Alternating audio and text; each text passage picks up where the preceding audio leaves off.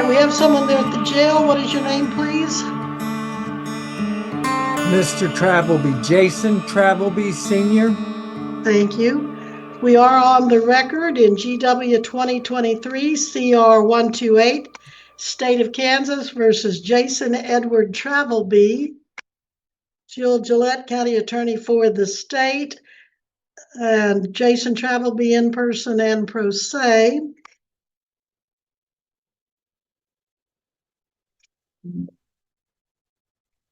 All right, Mr. Travelby, it looks like your attorney has been appointed as Mr. Pate. You have 9 different charges.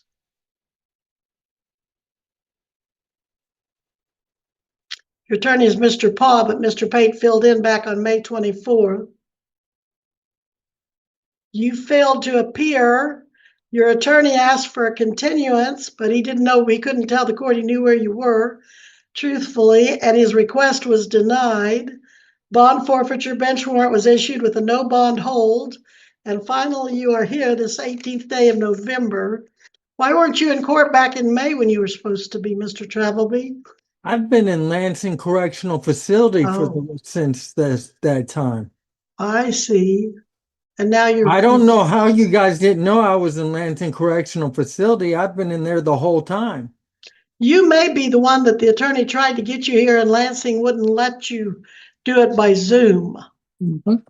I actually applied for a 180-day writ while at Lansing when I first got there. I put in for this way back in before February. I put a 180-day writ in there. I have proof on that I put in the 180-day writ.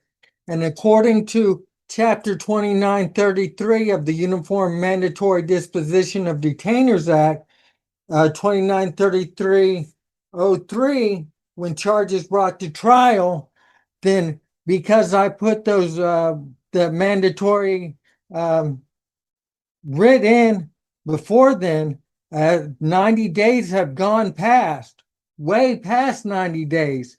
And 6 months have gone past. Heck, almost a whole year has gone past since I have put in that writ.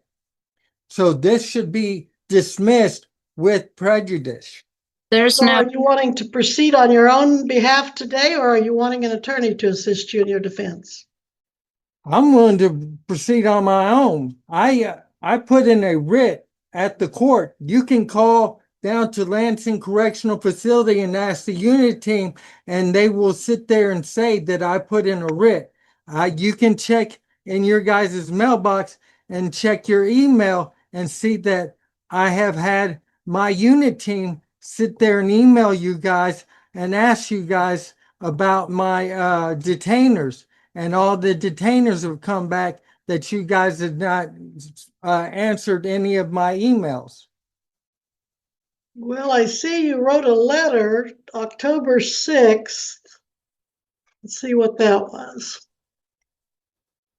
If you're going to proceed without an attorney, I probably ought to have him sign a waiver. Are you sure you want to do that on a felony?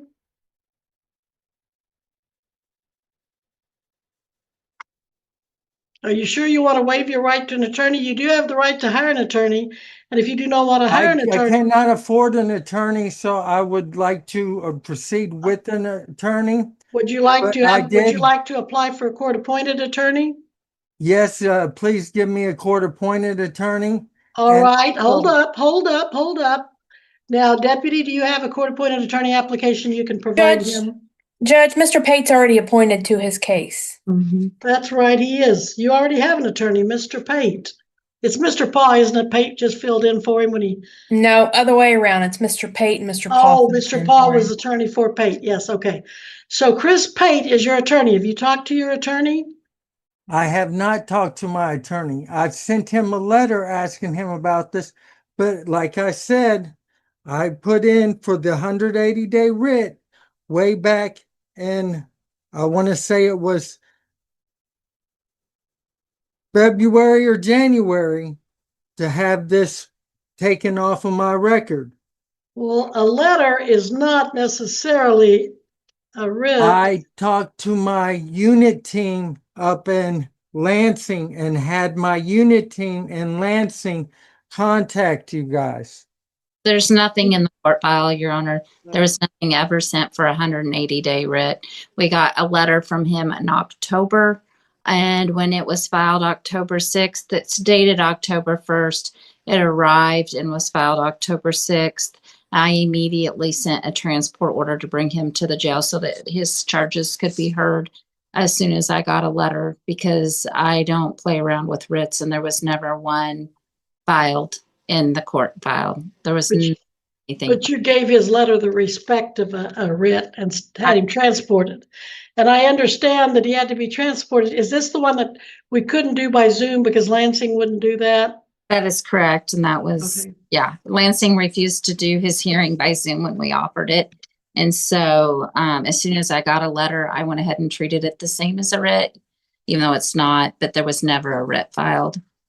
And he is still in the custody of the Department of Corrections in Lansing, correct? He's loaned to us under a transport order. All right. Then I want to file also for motion for immediate release underneath the underneath the guise of you guys are holding me against the wills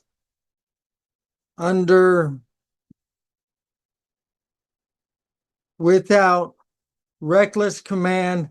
I have seizures. I have a traumatic brain injury. I have been seeing a neurologist up there. I've been having stroke. All right. Well, the first order of business. And I will sit there and I will bring all this to you guys in court. All right, but we need to back up. If you want to waive your right to an attorney and continue to Oh, no, represent I'm not going to yourself, waive my right. all right, then do you want to continue with the court-appointed attorney or do you want to hire your own? Continue with the court appointed. I All can't right. afford my own right now. On June 28th, 2023, there was an order issued appointing counsel. In that period of time, how many times have you contacted your attorney? I have contacted him probably about three, 4 times. Did you tell him At that you least, wanted to? at least 3 or 4 times. I couldn't be specific on how many times I've tried to contact him because I've tried to mail him. I've also had my unit team up there in Lansing try to contact him. Well, we'll make sure that we get him notice to contact you. But I see you have 1, 2, 3, 4, 5, 6, 7 level 3 felonies, aggravated violent offender registration violations. And then you have 2 level 9 interference with law enforcement officers, and then 1 criminal damage to property. So I think it's probably a good idea that you don't waive counsel and that you use the court-appointed attorney that you have been given. And you're serving a Lyon County prison sentence, right? Yeah, temporarily. What does that mean, temporarily? I have a lawsuit on them too. Okay, and is that going to go to court soon to be Yes. decided? Okay, what day does that go to court? That should be going to court within the next 30 days. But you don't have a date certain set? No, and I have an appeal on my whole county, my whole sentence there. I have my case from Lyon County is in the appeal court. I see. All right. Well, Christopher John Pate is your attorney. The jail has his number to give to you and will help you get access to call him. And we will let him know that you're in I jail. have his number, And but then your court date. he Missy, never when's his answers. I've tried calling him. December 19th at 2 o'clock. December 19th, 2025 at 2 o'clock. You'll be back here with your attorney by Zoom. And so if you bond out or get out, which doesn't sound like you can because of your DOC hold, But in any event, wherever you are, you'll need to appear at least by Zoom. And so he will sit in the county jail until December 19th with a hold from Lyon County, or DOC it actually is, Department of Corrections. So I'm not going to be too concerned about the bond in this case, because even if you posted a bond and put up money through yourself or a bondsman, DOC is not going to let you out. Now, what time do you flatten your sentence in DOC for Lyon County? Do you know?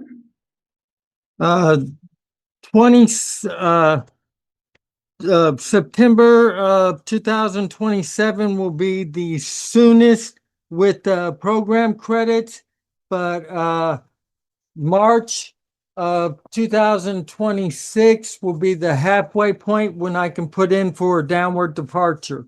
All right. Well, this is going to be well before then. So contact your attorney, and I'll see you both back here together December 19th, 2025 at 2 p.m. And Missy, is that for preliminary hearing control? Yes, I've already talked to Mr. Pate, and that's what he wanted it set for. Okay. And if I say Paul, I mean Pate. It's Chris Pate, his partner. It's the law firm of Pate and Paul, but your I attorney know is who it Pate. is. Okay. All right. So anything else we need to address, Ms. Gillette? I don't think so. His release date is January 8th, 2028, but he could get program credit. Okay. All right. Well, is there any request for me to set a bond, even though he's probably not going to, I don't see any way he's going to get out, but do you want me to go ahead and set a bond, sir? I was already given a bond Scheduled. when I was originally Okay. Well, arrested. you posted a $5,000 own recognizance or personal recognizance bond on June 27 of 2023. And that was revoked, and you were given a hold without bond. Does he have a scheduled bond, deputy? No, no bond. Okay, all right. Well, if I'm not hearing any requests for bond, I'm going to leave the existing order of hold without bond. But if you want me to revisit that, I certainly can. Talk to your attorney about that, Mr. Travelby. And then if there's nothing further, I'm going to let you go. I'm going to remand you back to the custody of the sheriff, but I will need you back here December 19th, 2025 at 2 o'clock with your attorney. All right. But if I can come up with proof that I put in that writ before that date. Well, talk to your attorney about presenting proof, and we'll deal with that. We can deal with that at that next court date, or maybe even set a special hearing for it. Because, yeah, I put in a writ way before that. It was around January or February at least, if not before that. Because it was before I was ever put into segregation, and I went into segregation in March. And Of what so year? I know, yeah, What and I've been year? in segregation since What year? This case started in 2023. What? I know. I just went to segregation March of this year. Okay. So before I went to segregation in March of 2025, I asked my old unit team, okay, back in B4, which is my pod in Lansing, to sit there and look you guys up and to sit there and contact you guys about this and to start the writ. And he wrote you guys and contacted you about this writ. All right. And so that means and tells me that that writ was sit there and you guys were contacted back in February or January about this writ. And that tells me that is okay. And right now it's the 11th month. Okay. But sir, there is a legal procedure to file these. There is a legal procedure and that unit team filed that. Okay. We're not going to take that up right When now. you get back to Lansing, we can get all that information and then we can contact your lawyer, okay? You can contact your lawyer on that. In this case, I would urge you to do that. But I'm telling you, there's a legal procedure to follow. You have to file certain documents. You have to get notice to the prosecutors. There's a procedure, a complete procedure you have to follow. Your attorney will go over that with you. As Ms. Gillette said, if she'd gotten notice, she probably would have been right on top of that. But because when you just wrote a casual letter in October complaining, she started making efforts to get you here, and she did. So at this time, we'll take that up. We will not take that up at this time. We'll take that up later after you've had a chance to talk to your attorney and present him whatever evidence you believe you have. So until then, you will be remanded back to the sheriff. Thank you.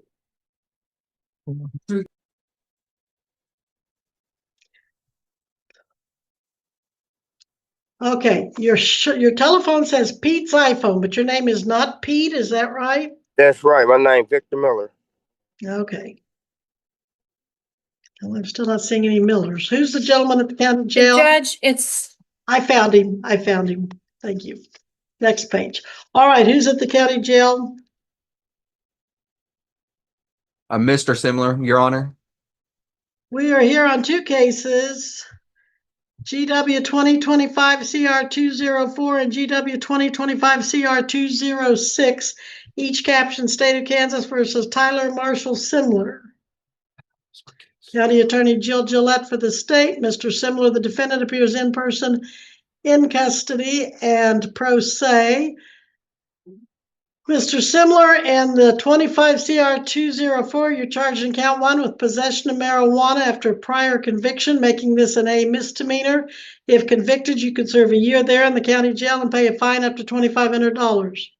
Count 2, you're accused of possessing drug paraphernalia to introduce the controlled substance into your human body. A B misdemeanor, you could serve another 6 months in addition to the year in the county jail, and you could pay another fine up to $1,000. Do you intend to hire an attorney, apply for court appointed, or waive attorney and represent yourself, Mr. Simler? Court appointed if I could. Who do you have right now? I'm not sure, Your Honor. I can't remember his name. Missy, do you know who he has right now? I just saw him the other day, so I know he's got something pending. Yes, it's driving on my suspended second time is what my pending case is. Okay, so it's probably Richard Paul that you have, or do you have an attorney? No, I have an attorney, but it's not Richard Paul. Okay. He was the day I came in senior, Your Honor. He was also the district attorney that day. Younger guy. is it a city case? Yes. Oh, that would be William McClendon, I think. Yeah, I think so, Your Honor. Well, that might be a place to start. Why don't you haven't filled out an application for the court, have you, for the district court? No, Your Honor, I have not. Well, Deputy, why don't you give him one, and if he qualifies, as I think he will, we'll probably appoint, see if Mr. McClendon will take your district case as well as your city cases. All right. Okay. Right, so, but fill that out, and when do you want him to come back, Missy? About December 16th at 3:30. Your Honor, on what I'm in here for now is going to see if I could get a OR out. I'm on no contact. I'm in here for a no contact. I was going to see if I could OR out now that I have a place to stay that's not with the person I'm not supposed to have no contact with. It's not for a violent no contact. It's just because we're on the same Co-defendants? Yeah, Drug co-defendants? Yeah, Okay. and before I didn't have a place to stay that wasn't with her, but I do now. So I'm asking if I can have an OR on that bond. Well, it depends. Who are you wanting to stay with? My sister, she's here in town in Eureka, Your Honor. What's your sister's name? Ashley Freeman. Ashley Freeman. Does she have any kind of legal issues? No, does she? Not that I personally, I don't know because I don't keep up with her on like that. But if not, my sister Kelsey Burling, who's in El Dorado, Kansas, is willing to let me stay there. Okay, well, I don't recognize Ashley's name, so that's a good thing, but maybe somebody else might. Miss Gillette? Ashley Freeman has a control on your 3:30 misdemeanor docket Tuesday, December 9th. For Oh, drugs? I didn't know that. Hold on, for drugs, Miss Gillette? I don't have her file in front of me. Okay, Was able to pull up the calendar because I knew I had a pending case with her. It might be because of alcohol, Your Honor. Well, I think you better not stay with Ashley Freeman. But I also Well, have who was the one in El Dorado? Kelsey Burling. She's definitely not been in any trouble. You've never ever heard of her. I promise. She's owns her own business. She's a straight, narrow sister.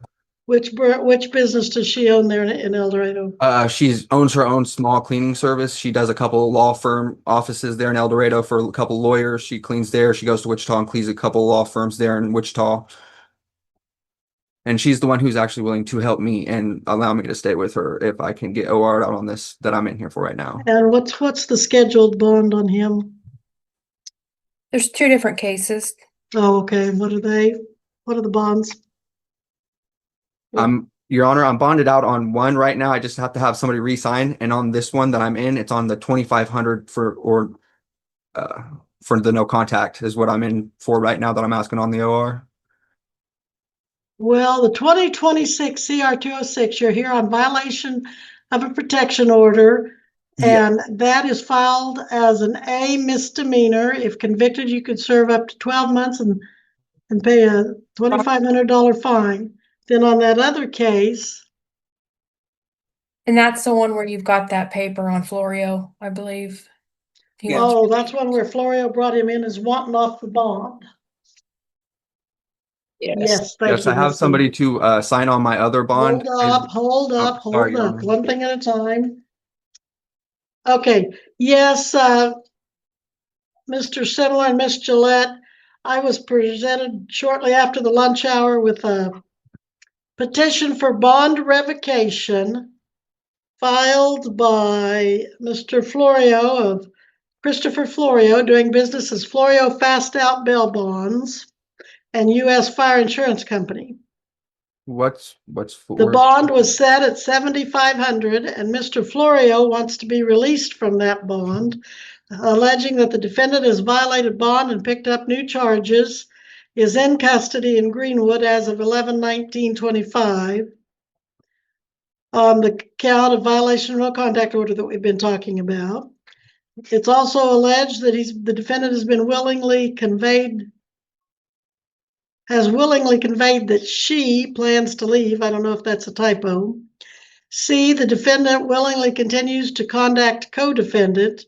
And D, Sarah Rivas, co-signer, has asked to be released from liability. Your Honor, the part of leaving at the first, that's not me. I don't want to leave. I'm here to take care of, like the last time I talked to you, Your Honor, I'm here to take care of my problems. I want to get them taken care of. Well, that's what your bondsman said as of November 24th. So, Miss Gillette, we need to take up this petition for bond revocation and whether to set a new bond, and if so, how much. So what is the state's position on this? Judge, on the case that is the 25 CR 204, his bond was set at 7,500. That's the one that the bondsman wanted off of. So it would be 7,500 now again. And then the new one, I don't know what they currently put his bond at.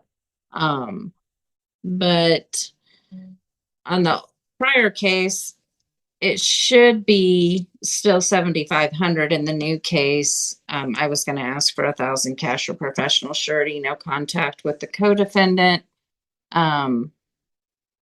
There was also individuals causing problems with each other that day as well. So that's why law enforcement ended up going out there. And Your Honor, on that $7,500 one, I thought it was that high because I was being charged with something that was higher. So is there any way that we could reduce that or let me OR out today? Because I do, like I said, Your Honor, I have somewhere where I'm not going to be contacting the co-defendant. I no longer even have a phone number or anything like that. And I don't know what her plans are, but my plans are to stay here and take care of what I need to take care of, Your Honor. Why would I want to give you an OR bond if your bondsman came in here asking me to relieve them of your $7,500 surety? At $7,500 surety, the bondsman thinks you're a risk and he wants off. And you want me to give you an OR? And I'm not a risk, Your Honor. The only reason he thinks I'm a risk is because the other defendant is saying that she wants to leave as soon as possible. And I'm not. I don't want to leave as soon as possible. I'm going to be here to take care of this because I don't want to look over my shoulder. I want to get it taken care of, Your Honor. I do. And I have somewhere that's not going to be in contact with her, anywhere around her. So you were told to have no contact with Savannah Height. And now the bondsman hearing Savannah Height saying she's going to take off and split. And you're having contact with her according to the state in this new charge. Your Honor, I did have contact because I didn't have a house or anything, and she was the only place I had to live at the time. Your But attorney how- would tell you to quit saying that, quit admitting that. Okay, I'm sorry, Your Honor. But now Hey, I don't mind if you say it. I'm just telling you, your attorney's going to do- say, right, I don't do be have making somewhere. admissions at sentencing. Yeah, I do have somewhere to stay now. So I'm hoping now that I have somewhere to stay that, and I won't have contact with her, that I'll be able to OR out and take care of what I need to, get back to my job so I don't lose it, and make the money so I can take care of these cases. I am going to let attorney Christopher Florio off of this bond. Attorney, bondsman. The bondsman, yes. I'm not going to let the attorney off. I'm letting the bondsman off. So you're going to have to find another bondsman. I'll leave it at 7,500, but you're going to have to find another bondsman willing to take a risk for you on that case. And I'm going to set the other one at 1,000 cash or surety. I could set it a lot higher, but I won't.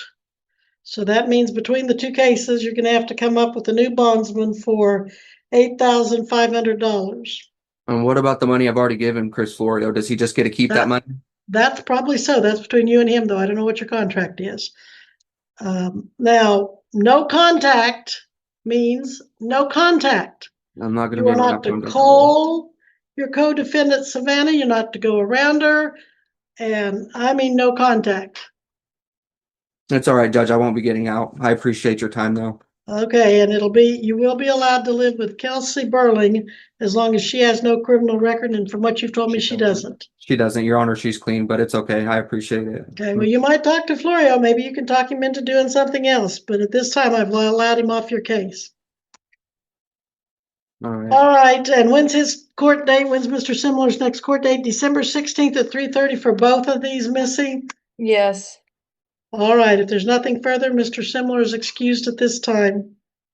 And it looks like the Lyon County Jail has joined us. Missy, who was that at Lyon County? Was that Joanna Carson? Ginger Blades. Ginger. What? Ginger Ginger Blades. Blades? Oh, she looks different today. We are on the record in GW 2024 CR 122 and GW 2025 CR 69, each captioned State of Kansas versus Ginger Ray Blades. Attorney Fabre, I think I heard, was not going to be able to make it today. Miss Gillette, is that right? That's correct, Your Honor. That was the 3:30 docket. He'll have to be reappointed to this because it's warrant to show causes. Oh, okay, I see. All right, you've already been convicted of violation of protection order, Miss Blades. And now we are looking at warrants to show cause why your probation should not be revoked. We had a hearing on that August 12th, I thought, and you stipulated to violations and were revoked but reinstated. So Miss Gillette, already she's looking at another warrant to show cause? Yes, ma'am. Demand for treatment. What was that? I have come forth asking for treatment because I've had trouble with the marijuana, and then they have me on alcohol. Well, your attorney's probably going to say, don't talk anymore until we have the hearing. Yes, I see now that on October 30th of 2025, a motion to revoke probation again was filed, this time alleging that you failed to pay your court costs and fines as directed, still owing $679 with your last payment on February 26th of 25. It's also alleged that you failed to report your probation officer as required October 21st and 28th of this year. It's also alleged that you violated the laws of the state of Kansas, being charged in the city of Emporia with criminal trespassing. And then it says in number 4, the defendant was placed on reporting probation for 12 months on November 19th of 2024 On August 12th of 2025, the defendant was found in violation of probation and reinstated for 12 months. The defendant has failed to pay on fines and fees since 2/26 of 2025. The defendant has repeatedly contacted this officer. I think that's you, Ms. Gillette. Well, it means the probation officer. The probation officer on wrong scheduled appointment times. You failed to attend appointments on 10/21/25 and called 10 minutes before the appointment to reschedule. On 10/28/25, the defendant was 30 minutes late, and the probation officer rearranged her schedule to meet with the defendant. On 10/28/25, the defendant participated in a urine analysis and was positive for methamphetamine, amphetamine, alcohol, and THC. The defendant has a pending case in Emporia Municipal Court for the alleged charges for criminal trespass. On September 30th of 2025, the defendant reported to her officer that the criminal trespass happened at a known bar in Emporia, Kansas. Being in a bar is a violation of probation. So your probation officer is requesting that your probation be revoked, as she does not believe you're amenable to probation. All right, so who was her last attorney of record on the other cases? Was that Richard Paul? Aubrey. Oh, that's right, Joe Fabre. All right, Miss Blades, are you working at this time? I am. Where do you work? I'm self-employed. What kind of self-employment do you do? I do a fruit stand here in Emporia. It sells. I'm able to sell fruit and different vegetables and things at our farmers market. And then I'm also healthy. Where do you find this fruit and vegetable to sell? What, honey? Where do you find your fruit and vegetables to sell? My friend Emmanuel, he grows them. Okay, so are you like partners in this fruit stand, or you just buy the fruit and vegetables from him? They're given to me. Okay. Yes. All right. Now, is this a full-time or part-time thing? This is part-time, and then I'm also part-time in nursing. Part-time what? Nursing, Your Honor. You're a nurse? RN Yes. or?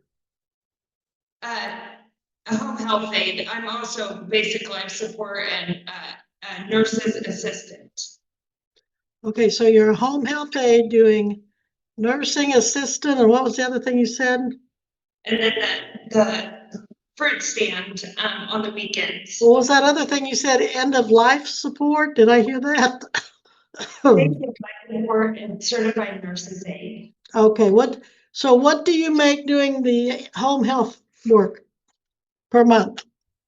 I haven't gotten a new client. I was with Richard Whitaker, and he is I'm not sure what's going on with him, but I had waited for the I've just been helping my friend's father during the day, but he's not able to pay a whole lot.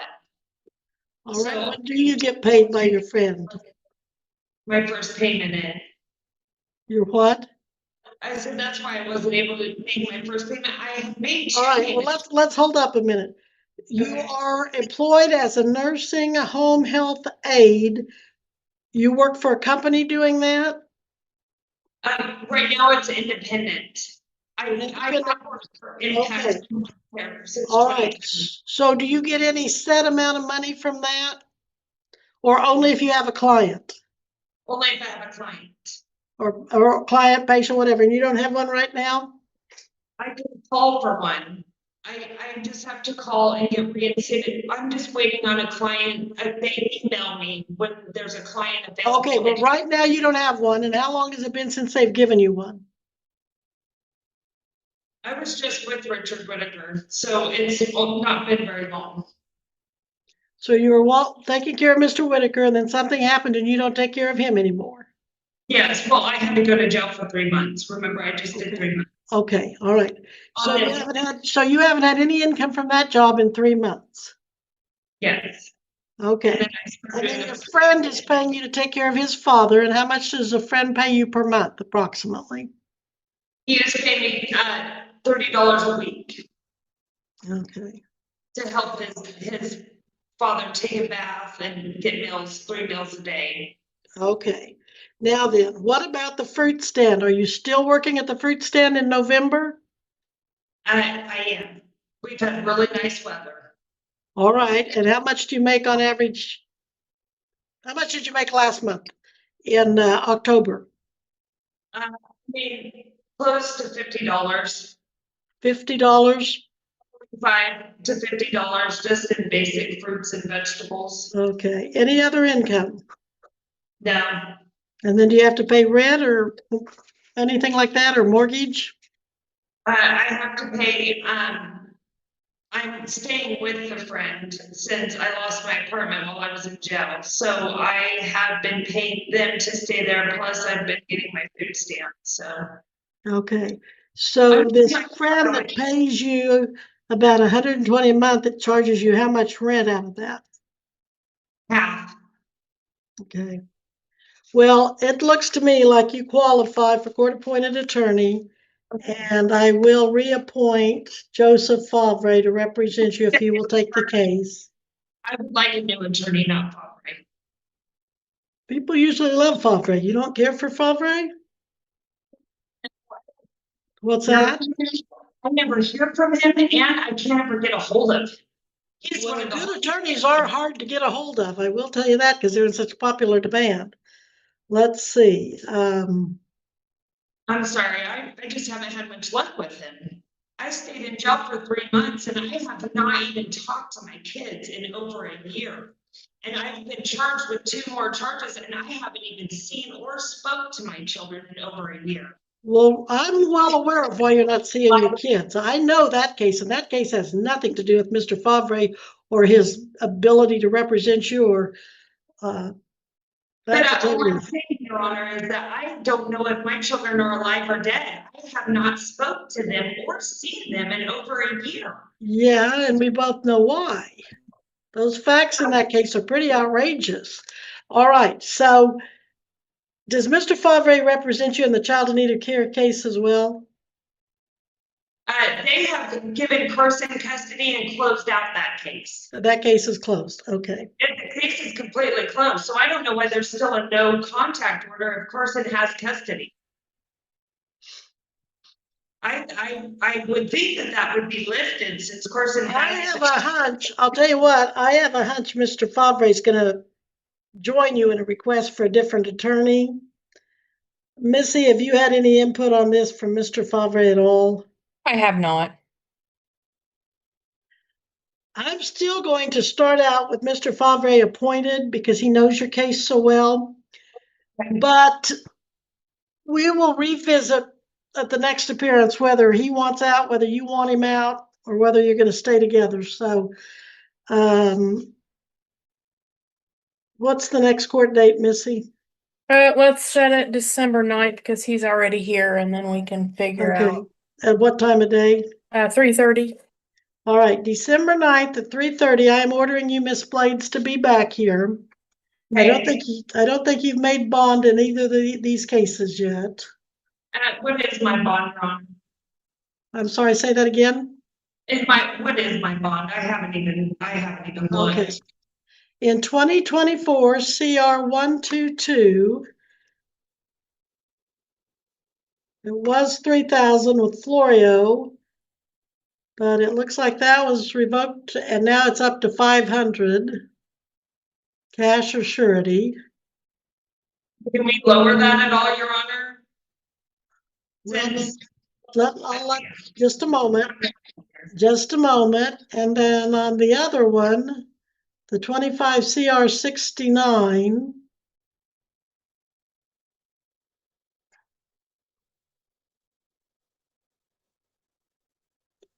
It's at 5,000. So the total would be 2,000. Miss Gillette, am I reading that right? On both these new bonds, 5,000. Do you want to be heard on her request to modify that? Judge, I think it should stay the same. These are pretty serious violations. Where do you live these days? You're in jail? Where do you live when you're not in jail? I'm just still here in Emporia. You're in Emporia by yourself? or with Yeah. that father's friend? The friend of the father you care for? Yeah. Okay, I've been dating, okay. I'm not doing anything but working, Your Honor.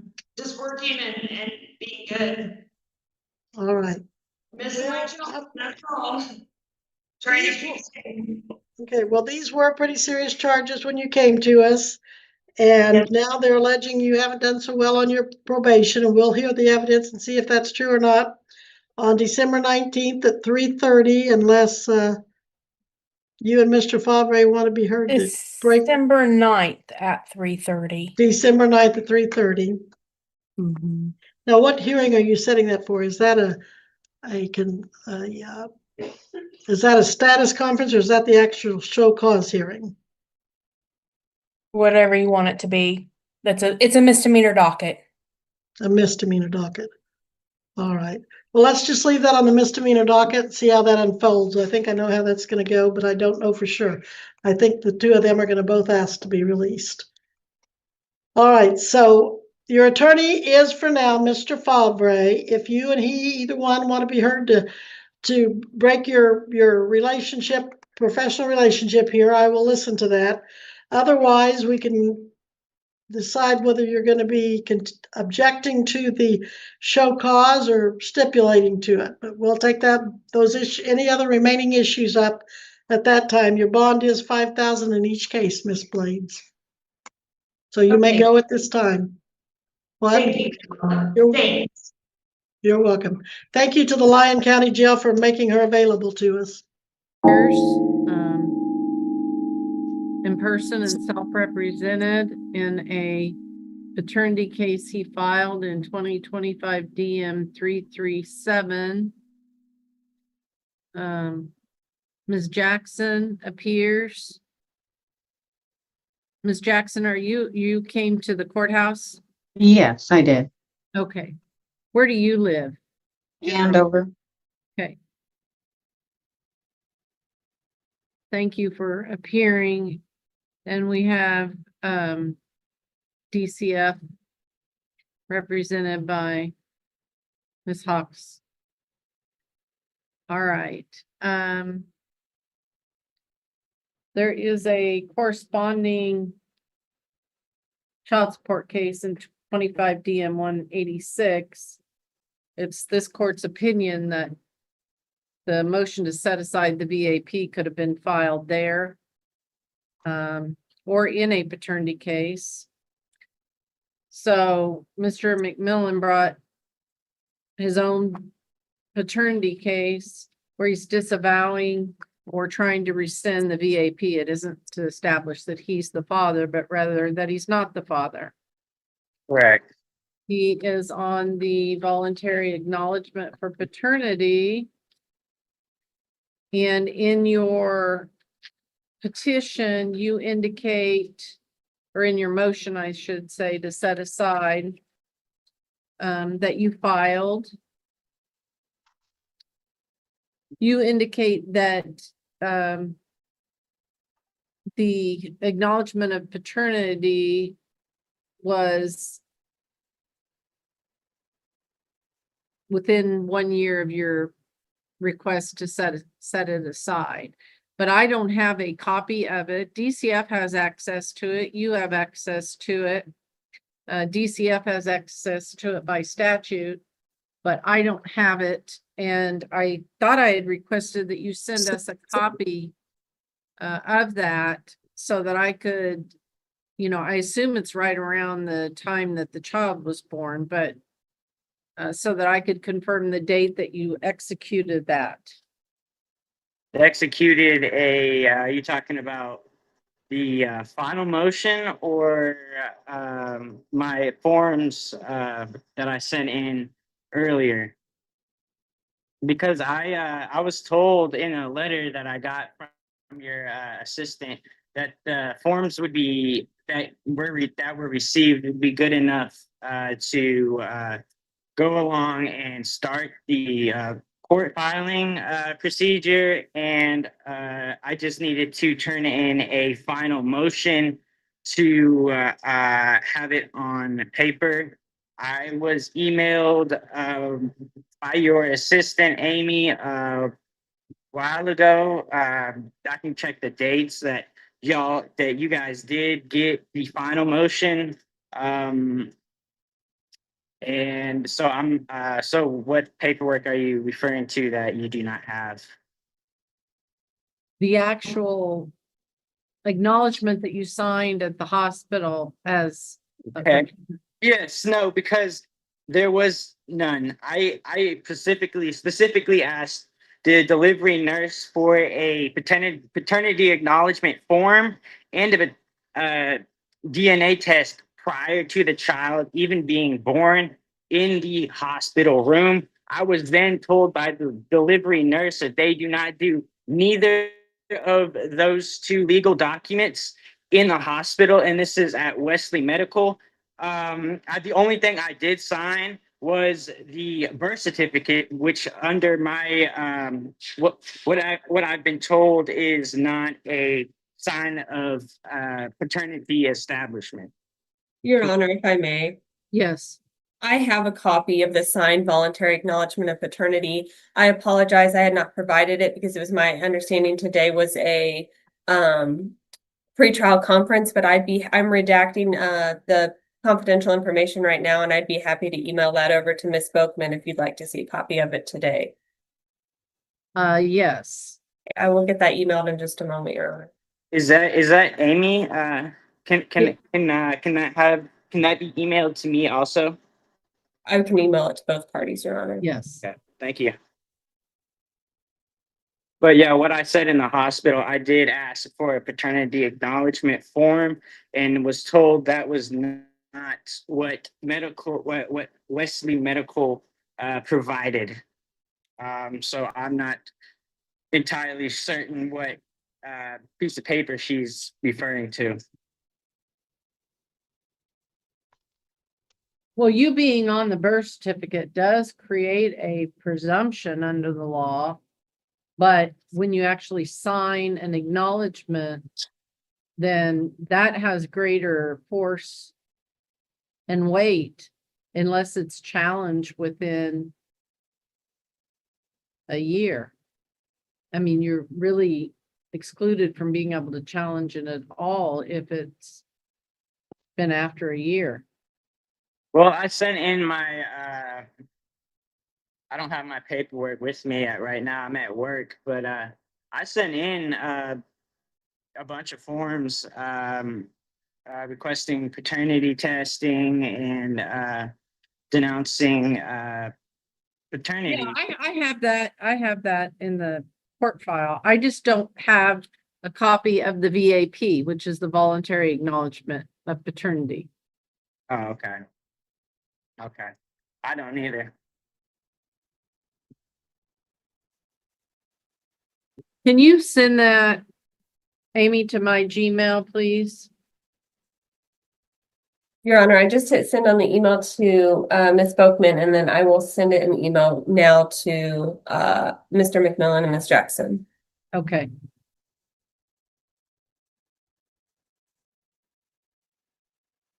Mr. McMillan, where do you work? I work for my brother. It's called the Sign House in Salina, Kansas. My brother is Robert Harper.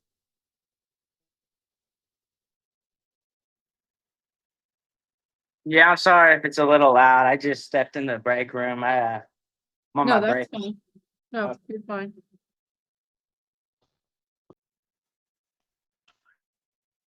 Mr. McMillan, can you remove your hats, please? Yeah, I'm sorry. Okay, so Mr. McMillan, have you gotten the VAP? I will check. I'm about to hit send on his email, Your Honor. I was sending them separately. Okay. It looks like it was executed 9/10 of 2024. So while we were still in the same in Wesley. So yeah, I specifically asked, I have to look at this because I did ask the delivery nurse about the paternity acknowledgement form. Well, I mean, you executed one. So unless you're gonna, establish there's a forgery, you have in fact executed one. And so this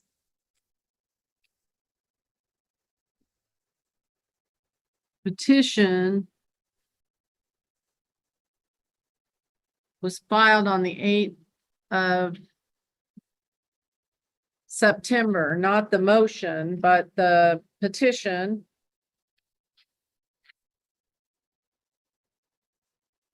And I was told in a letter that the petition would be considered the motion until I get it there, and that was well past. Well, they date. might dispute that, but I mean, I kind of did treat your petition as notice that you were disputing. I don't see a filing date of your motion, unfortunately.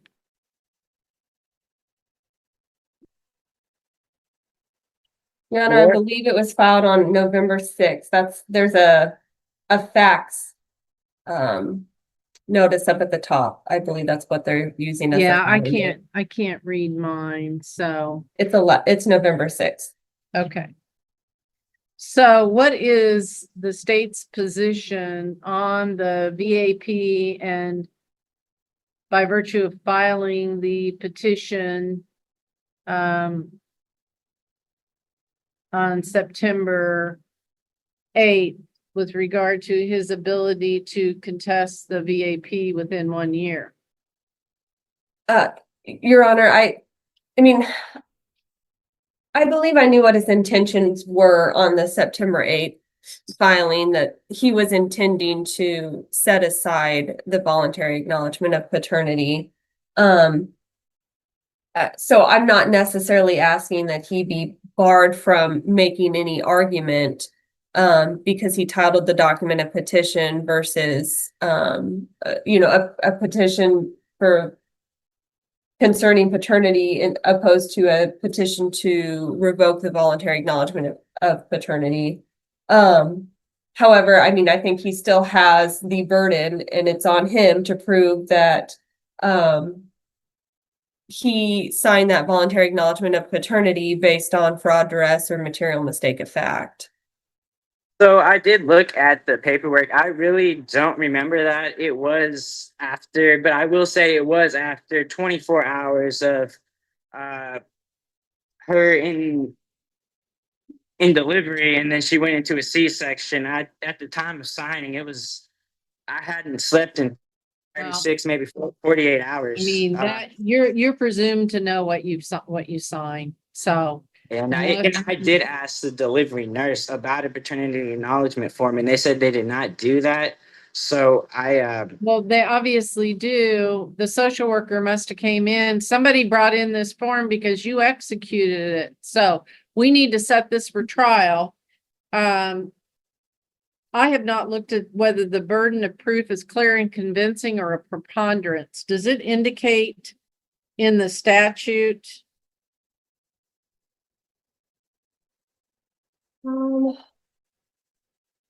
Your Honor, the language says the person requesting revocation must show and shall have the burden of proving that the acknowledgement of paternity was based upon fraud, duress, or material mistake of fact, unless the action to revoke the acknowledgement of paternity is filed before the earlier of 60 days, which obviously was not filed 60 days after he signed. I don't see if it's preponderance of evidence or clear and convincing. I can do more research, Your Honor, to determine that. Okay, because the burden of proof matters. I mean, he has the burden of proof. The standard of proof is what we need to clearly establish. So you need proof on why I think this is not my child. No, No. look at your motion you filed. By statute, read the statute.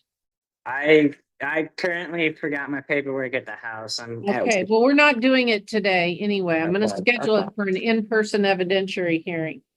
But you have to prove when it's greater than 60, but as long as it's under a year, which you've met the under, I'm finding that you've met the under a year. Not only did you orally contest paternity in your 25 DM 186, but you subsequently filed a petition in 25 DM 337 and then followed up with a formal motion. So I'm not going to find that you're time barred for the 1 year to be able to challenge it. So you have succeeded there. But then what you have to do is you have to prove that you signed that document under mistake of fact, without full knowledge of the relevant circumstances, and so that it constitutes some form of fraud, misrepresentation, etc. Okay? Okay, So is that okay? I'm sorry. that is what you have to prove. I would strongly recommend, if you truly do not believe that you are the father, then I would strongly suggest that you try to obtain an attorney, because it's going to be cheaper to pay an attorney now to help you proceed with this case than 18 years of child support. So you make the decision, but you're going to be acting as your own attorney. You definitely have the burden of proof, and you have to prove fraud, duress, or mistake of fact, or that document is a full-fledged forged document. I That's mean, how the law works. Okay. The law wants to establish fathers, and the law doesn't freely allow, once a person has legally acknowledged paternity, to just rescind that. So that's just the way the law is stated and the way it works. And so I'm going to give you enough time to prepare your case and subpoena your witnesses and do whatever you think you can do, your own testimony, any exhibits you have to show Yes. fraud, duress, or mistake of fact. Okay? yes. So I do have a it's all electronic evidence that would back my theory on why this is not my kid. The other person texting the defendant or Okay. other. So you're not proving that it's not your kid. What you have to prove is the document that you acknowledge that it was your child back on September 10th of 2024 was signed under a mistake of fact, fraud, or duress, or some form of misrepresentation. Down right at the door, somebody can hear. Okay, that's what you're proving. Then if the acknowledgement gets set aside, then the court can decide if it's in the best interest to order genetic testing per your request. Okay. Which the child's young enough, quite honestly, I probably, in holding a Ross hearing, would take into account those factors. So we may get there, but you legally have to present sufficient evidence to set aside this document that you apparently haven't fully looked at. I just looked at it. My initials. I mean, it's Okay. yeah. They're I'm going to set this for an evidentiary hearing. Again, I would strongly. Can I get a court appointed lawyer? No, appointed by court? No. no, not in a domestic case. No. Because you're not going to go to jail over anything. So no, you're not entitled to the appointment of counsel. Ms. Hawks, do you think that we ought to have a specific pretrial order, or are you satisfied with just scheduling this for a trial? Your Honor, I'm fine with scheduling it for a trial. I think there's pretty much one very specific issue. I don't know that a pretrial order would be necessary. Okay, okay. So if you're going to subpoena witnesses and or talk to an attorney, today is the 24th, you need at least 2 to 3 weeks to subpoena witnesses. I actually think either the afternoon of January 8th or the afternoon of Friday, January the 9th would give you enough time. Yeah, it's the time's not the problem. It's more like the money. I've talked to many lawyers. And a retainer fee is $4,000, and I don't have that money.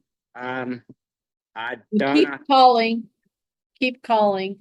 I mean, that was the lowest retainer, and I have called 3 counties worth of attorneys.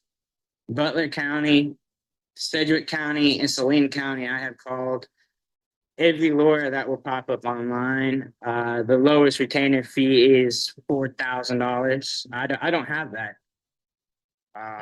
Well, I don't know what to tell you. Contact legal aid then. And see if there's somebody from legal aid that would represent you, or if they would give you some references that people that do reduce fees or don't require a big retainer. So contact legal aid, see if there's some association that provides some advocacy group. I think you ought to try more attorneys. They're going to need, though, that VAP and any evidence that you have. But most of them will at least consult with you for an hourly rate to consult with you. So I'm going to go, and they can continue the trial if they need more time or you need more time to pay or whatever the case may be. But I'm going to get this scheduled for trial. That's all I can do, sir. All right. Judge, I will say on January 8th, that is where we have the probate trial with Miss Henry, Miss Sir, and Mr. Elliott scheduled from 9 to 5. Okay, it's not in my book. It's not. All right, so, well, that's not going to work. And that's backed into backed into a Greenwood week. That probably wasn't very smart. Correct. All right. I don't know that I want to turn around and have another trial January 9th, but this case has to be heard. And the 9th, you've got a 9 and 10 pre-trials on civil cases, and then we just have a name change at 1 o'clock that day, but I could move it. Okay, that's not on my calendar either. No, I don't want to move that. Well, we could do the morning of January 23rd. And that means we'll just be limited on that domestic day. You're just gonna have to find some place else to put some of the domestic, Amy. Okay, the only hearing that we've got scheduled that day outside of first appearances is at 11 o'clock, and it's a case that I moved due to the Coley sentencing. And I believe I don't have that on my calendar either. Okay, so Ms. Hawks, does Friday, January the 23rd, of course, that's child support enforcement on Fridays, isn't it? Your Honor, Judge Murphin is the 1st and 3rd, so I believe that's the 4th Friday, so I should be available. Okay. Do you want to do 9 to 11 or do you want to do 3 to 5? I would prefer 9 to 11, Your Honor. Okay. All right. So, sir, you have 2 months to get your case put together. Go online, go to YouTube. If you've got to represent yourself, figure out how to do it, subpoena witnesses, look at the statute, read whatever you can come up with. That I cannot give you legal advice, but that gives you 2 months to either secure counsel and have them ready to go, or entered in your case as your attorney or ready to try the case, okay? All right. So that is Friday, January 23rd. I would suggest that you print that document out and that you have it available. Ms. Hawks, do you believe that that should be filed under seal in the court file or just Your made Honor- the record in the trial? Your Honor, I did redact any of the confidential information before I emailed it to the court and parties. I'm always partial to filing anything like that under seal, but if somebody objects to that, that's fine as well. And if Mr. McMillan or Ms. Jackson either obtain counsel, I would obviously be happy to send them a copy as well. All right, sounds good. I think I'll just make it part of the trial record at this point. It could have been probably attached as an exhibit to the motion, but I don't think he's going to figure out how to go back and do all of that.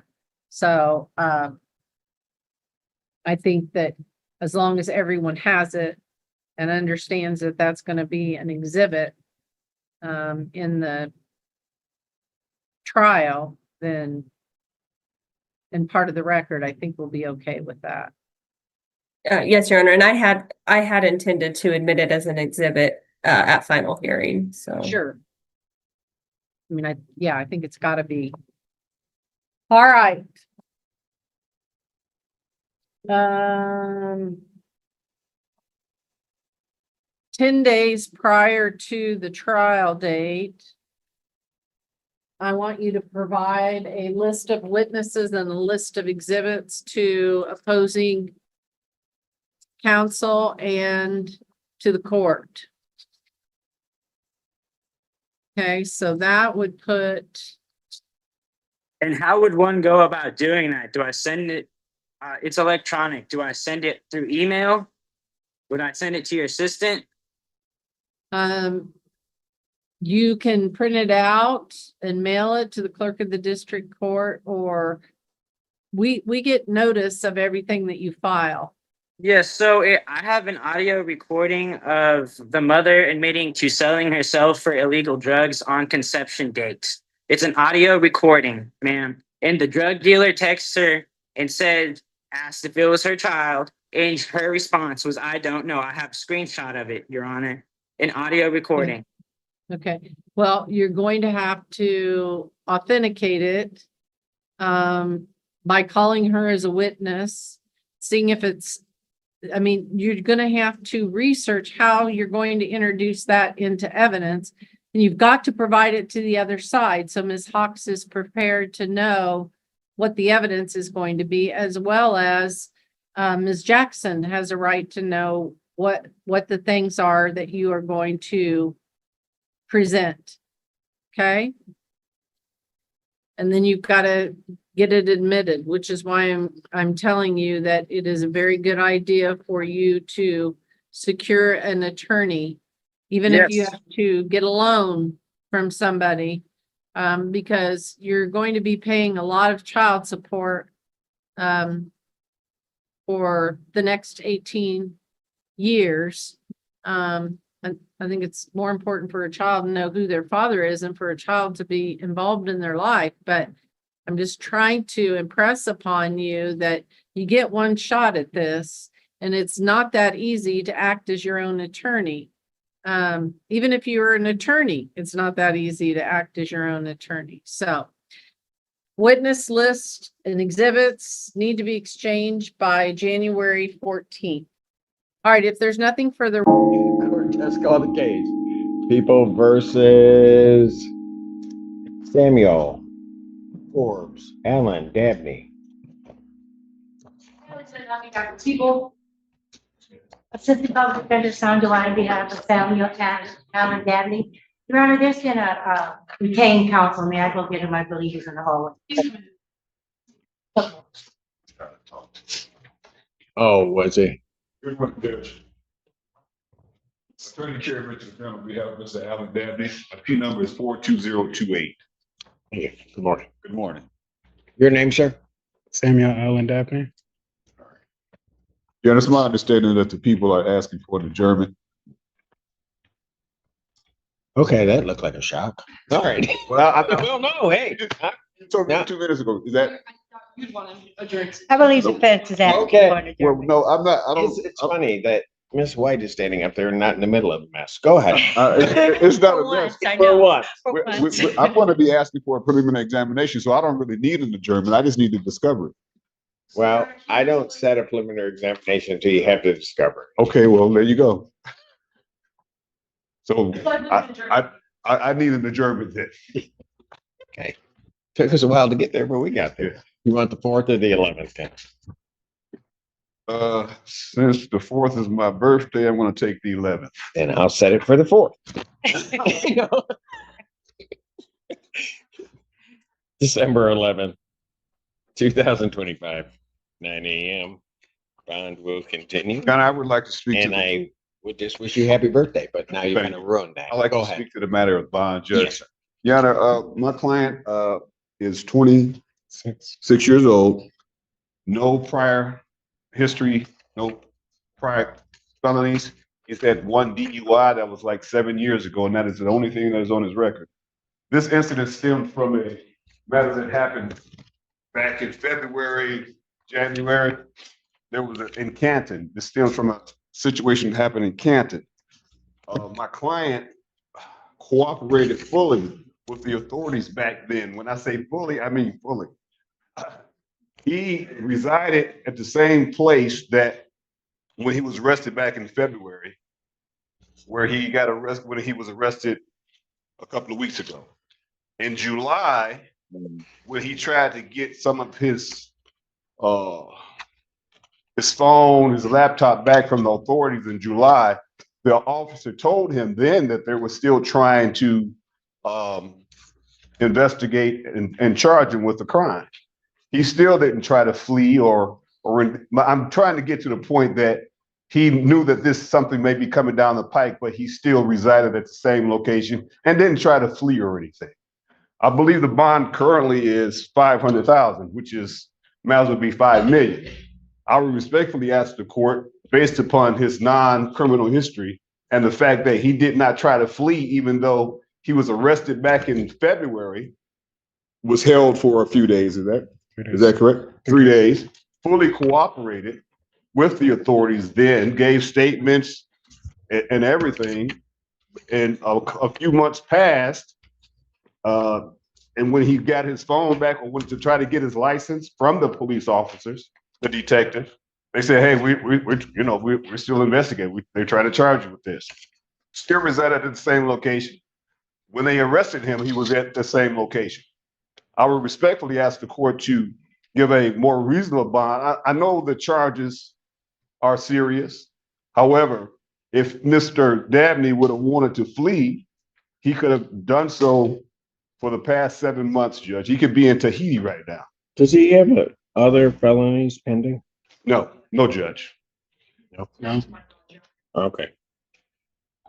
Well, Your Honor, I would object. It's my understanding from Mr. Kennedy, as I'm covering this case for today, is that at the next PCC, it's our intention to amend the complaint to amend the charges and add charges of aggravated CSAM possession using a computer to commit a crime, as well as CSAM possession. In this case, it does stem from an incident in Canton where the authorities were investigating a different individual. And in that investigation of that individual, they found a video on that individual's phone that had been produced in his basement with an individual on a video who resembles Mr. Alan Dabney sexually assaulting a child. Through that, they got his phone for this investigation and located an overwhelming amount of CSAM on his device. on Mr. Yes, and those images include images of children performing sex acts on each other, as well as being sexually assaulted by adults, as well as nude photos. And the report only just gives a small, I guess, preview of that. The report states overwhelming amount of CSAM on his device. So I have extreme concerns, given that he was investigated for a video of him sexually assaulting a child, which then led to. You gotta see, now I like, hold on. Well, She just you- indicated it You resembled. need to not interrupt. She Okay. did not interrupt you. She just. No, what did I say? I understand, Judge. Go ahead, miss. And then now they find all these other images and videos on his phone. So I have concerns, would ask that bond remain as set. But I would like to object to what she indicated it resembles. They had 9 months to determine whether or not this was in fact that a person on the video. And now she's saying resembles, and then 2 minutes later, she said, it is him? I object to that mischaracterization, Judge. And it was led to him, and then there's CSAM on his phone. And just as I know it may not matter, but Mr. Allen Dabney was involved with this man in a romantic relationship, and this man that they found the devices, he had possession of his devices, of my client's devices. Sharik Alam, this person stayed in Canton. The authorities was led to this other individual's location. My client was involved romantically with this person that they arrested and charged back in Canton in February. As I already indicated, I understand that the charges are serious, but what I really do not like is that when she says resembles, that means that they don't know if it's him or not. And for the first Maybe that's the purpose of these proceedings. I understand, but I don't like the fact that she said resembles and then says it's him. That led to him, as I'm to understand, and that. Yes, I'll correct what I said. If the report says resembles, we have to talk with Detective Morrison further to see what that video actually entailed, as it was just the first part of the report. So I'll correct what I originally stated. But that video did lead to them getting Mr. Allen Dabney's phone and locating voluminous amounts of CSAM on his device. Anything further? No, Judge. I just think that a more reasonable bond in this circumstance with no prior criminal history would be more like 100,000, 10%, Your Honor. Well, given that if it was that individual, but then led to CSAM, which was on his device, which was in the possession of his lover. You want to? I'll let you go. Oh, I'm sorry. No, I'll let you go. I don't have my rule book No, today. I know you don't have one at all, and maybe you got to figure out who does. I understand. I'm sorry. Get a little excited. Because this is going to be a long hearing. No disrespect, Judge. Well, it was. Okay. Given everything that the court has heard, and further that there are additional charges, which I understand are coming in the case, the court does believe that the bond as set is appropriate. Motion for bond reduction is denied. Bond will continue. Thank you. Your Honor, just briefly, may I just respectfully ask for 10% or no? Bond will continue as set. Thank you. Thank you. Court does call the case. People versus Devin Gilliard. Hey, Lizette, on behalf of people. And good morning, Your Honor. Attorney Maxwell Dubin, P number 86012, on behalf of Mr. Gilliard. Sir, can you state your name? Devon Gilliard. Thank you. All right, what are we doing in this case? Your Honor, today's the date and time set for PCC. I'm asking for an adjournment of the PCC, and then if I'm able to address bond, Your Honor. Yeah. You want I can do December 4th or the 11th. He's in custody, so I'm going to go to the 4th. Probable cause conference, December 4th, 2025, 9 a.m. Esteban. Your Honor, I believe this court may recall this case. At the last hearing, you revoked bond. My client was intending to, or was granted previously to go to Texas. He did not go to Texas. He returned to Georgia, subsequently revoking bond to a no bond warrant. I want this court to know first and foremost that my client is not here to make any excuses, reasons. He understands that when a court puts in an order, that order must be followed to a T. It doesn't matter what mistakes you make or what you think. Everything needs to be, every I needs to be dotted and every T needs to be crossed. Okay, Your Honor. That being said, I would point out that my client does not have a history, a criminal history whatsoever, pretty much and he's never been on a tether prior to this. He did make a mistake. He is owning up to that, Your Honor. What I'm asking here today is that this court either allow him a second chance to prove himself, and in the alternative, give him some type of attainable cash bond. When you did revoke bond, I know it's obviously court ordered. I will point out that my client immediately drove from Georgia, made arrangements, and turned himself in immediately, showing that he can abide by any rule sanction this court puts upon him.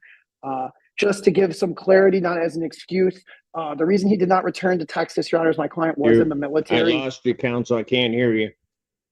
Can you hear me now, Your Honor? I can. Which part did you lose me at? I don't know because I didn't hear it. Okay. Well, okay. Well, in short, Your Honor, just some background. Besides, my client does not have a criminal history. This is his first time dealing with something like this. He did not return to Texas, and this is not an excuse. He did not return to Texas. His intention was to. That being said, the military, which he was in prior, actually shipped his stuff to Georgia, to his mother's house. That was the reason he did go to Georgia and went to Georgia. What we're asking here today is an attainable cash bond and or a second chance to prove to you that he can abide by any rule sanction that you would put upon him, Your Honor. Any response from the people? Your Honor, at this point, I'm going to object. I don't know. I have concerns. I don't know exactly what he would be saying if he's released. I have concerns that he was given the chance to go to Texas. He told the court and the people he was going to Texas. He didn't go to Texas. He went to North Carolina, South Carolina, Georgia, never went to Texas. And I have concerns that if he's released, he's just going to go wherever he wants. And he said last time during the hearing that since he's on the tether, he could just go wherever he wanted. And then I have concerns given that he went to Georgia and the argument was that if something came up for court, like an exam or a hearing, he had to attend in person, he would be there in person. He wasn't here last time in person. He was in Zoom. The only way we got him here in person was that he had to turn himself in on a no bond warrant. So I have concerns that this time I don't have enough information on where he'll be staying, what those terms of bond will look like when he gets out, because I don't know if he's going to try to go back to Georgia or if he's going to try to go back to Texas. I just don't know. So at this point, I'm going to object. Anything else? Yeah, if I may respond briefly, Your Honor, if my client is given bond, he will stay and remain in Georgia and even come back in person. If How do I necessary. know that? Well, if I may, mean, Your Honor, because last time he told me he was going to reside in Texas, and I let him leave, and he never set foot in Texas. and if I may just respond to how you would know that, Your Honor, besides the fact that he's on tether, he was very upfront with the tether, with probation. He didn't lie. He didn't try to say he was in Texas when he wasn't. He was very candid with them when they asked. And he knew he was being tracked and monitored, Your Honor. So his intention was not to deceive you in any way. But that being said, I and my client understands why the court did what they did in revoking his bond. I want this court to understand that my client is attempting to be very candid and upfront. He's not running away. And the reason, if I may respond to the prosecutor, that he appeared via Zoom is because he couldn't get here in time. So I had him log on because he didn't want to not appear at all. And then, of course, subsequently his bond was revoked and he immediately came back. He's not running from this, Your Honor. At this point, the defendant's bond will continue as revoked. I let him leave. He told me where he was going. He's now trying to, and never went there. And now he's trying to tell me he's going to some other place. I have no idea. I can't believe this defendant. I can't trust that he's going to do what he says he's going to do. So the motion for bond reduction or bond in this case is denied. This matter is adjourned to December 4th. Thank you. Thank you for hearing me out, Your Honor. And I hope you have a good rest of your day as always. You do the same, sir. Court calls case Pedo versus Lorraine Atkins.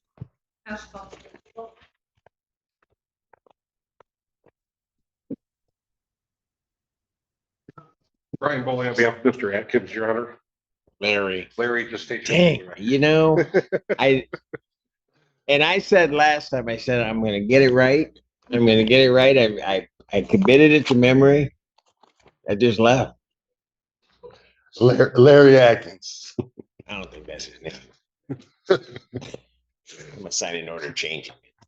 That way I'll be right. All right. Because we have a resolution. There's a Yes. plea form before you and also an assigned advice and rights. All right. The plea form indicates that the defendant will be pleading guilty to the charge of false report of a misdemeanor to 93-day offense. Upon a successful plea to that charge, count 1 would be dismissed. That's the court's full understanding of it. Is that correct, counsel? That's correct. May I have him sworn? Right hand. Do you solemnly swear in front of the testimony about to give you the truth, the whole truth, and nothing but the truth? Yes. State your name. Larry Atkins. Sir, it is this court's understanding you're going to plead guilty to a misdemeanor charge of false report of a misdemeanor. That is itself a misdemeanor punishable by up to 93 days in jail, $500 fine plus court costs. You understand that, sir? Yes. You also understand that while I'm taking your plea, I would not be your sentencing judge, and you would be sentenced before Judge Washington in the 14B district. Yes. Still wish to plead guilty? Yes. And to that charge, how do you plead? Guilty. Now, you understand that by pleading guilty, you will not have a trial of any kind. Yes. You signed an advice of rights form, is that correct? Yes. Any question regarding any of those rights? No. Look at paragraph 5. Those are your rights which are part of a trial. You understand by pleading guilty, you'll be giving up those rights as well as all the rights contained on that form. Yes. You understand you're giving up your right to appeal of right. Yes. Are you on probation or parole? Yes. Which one? Probation. You're on probation. Were you on probation at the time of this offense? No. All right. Has anybody promised you anything other than what's been stated here today on the record to get you to plead? No. Anybody threaten you or coerce you? No. You're doing this voluntarily? Yes. Of your own free will. And because you believe that you're guilty of this offense? Yes. On December 21st, 2023, at the location of 7080 Collins, Colchester, I guess, Lane, Ypsilanti Township, Washtenaw County, State of Michigan. What'd you do on that date that makes you think that you're guilty? I phoned the police about some money missing from my bank account that I didn't realize I authorized to give out. I was inebriated at the time and didn't remember, but over time it came back to me that I did do that. And so So at the time you called the police, you did not know it to be false? no, I did not. And was there a point after you knew that to be false that you failed to notify the police of that?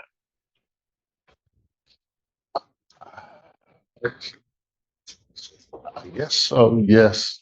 Well, I don't. Counsel approach, please. Yes. Court has there's been a bench conference, brief bench conference in case court will pass this matter. Thanks, Judge. All right, thank you. Court does call the case People versus Larry Atkins. Brian Bowling on behalf of Mr. Atkins, who's approaching judge. Oh, yeah. All right. Where are we? Judge, state your name again for the record. Larry Atkins. I got it right. He did that time. Your Honor, thank you for passing this matter. After speaking to Mr. Atkins, I think he understands a little bit more of what this court was exactly looking for him as purpose of the factual basis for the plea. We discussed the facts and circumstances of the case, and he would like to move forward with the conclusion of his guilty plea today as originally planned. I believe Mr. Atkins will be able to provide a valid factual basis for that plea, and we'd ask the court to resume with the process. All right. So we were on attempting to try to get a factual basis. You had at some point called the police regarding withdrawals from your account. Yes. Is that correct? That's correct. All right. At the time that you called the police, you indicated your condition, but at the time that you called the police, did you know that those allegations that you were making regarding missing money were untrue. Yes, You did. And you continued on with that process with the police, knowing it to be untrue, correct? correct.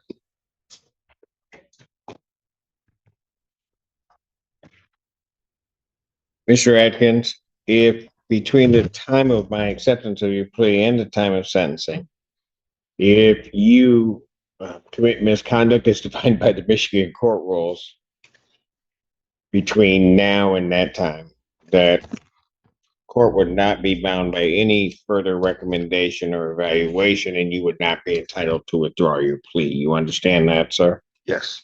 All right. Counsel, are you aware of any other promises, threats, or other inducements that have led to this plea? No, Your Honor. Neither am I, Judge.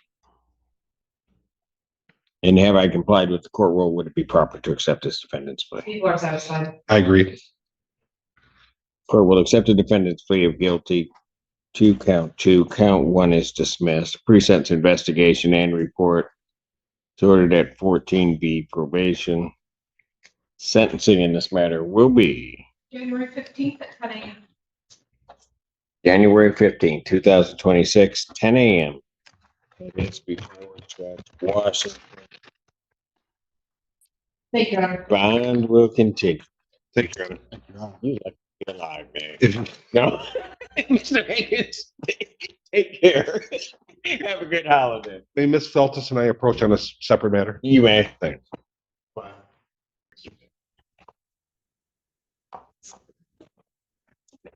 Court calls case People versus Terence Guillard.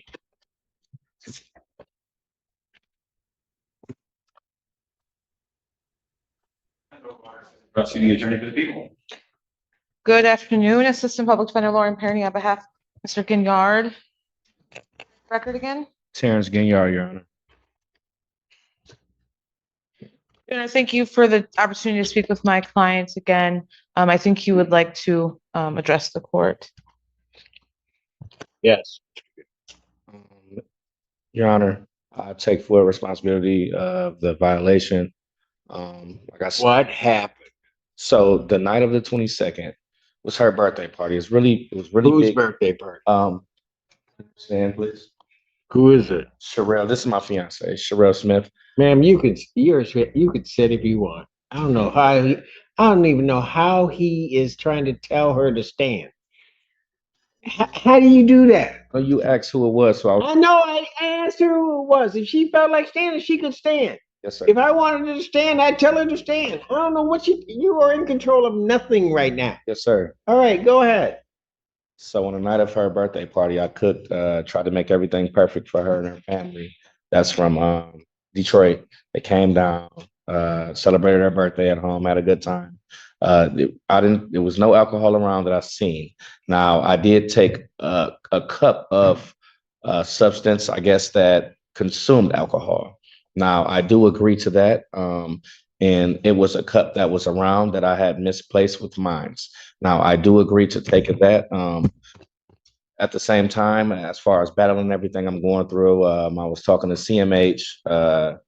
They're working with me. My mom is staying with me now, just as far as her care. With my daughter being out of UNIC and recovering well, that is. I just was battling a lot. My first time on tether, sir.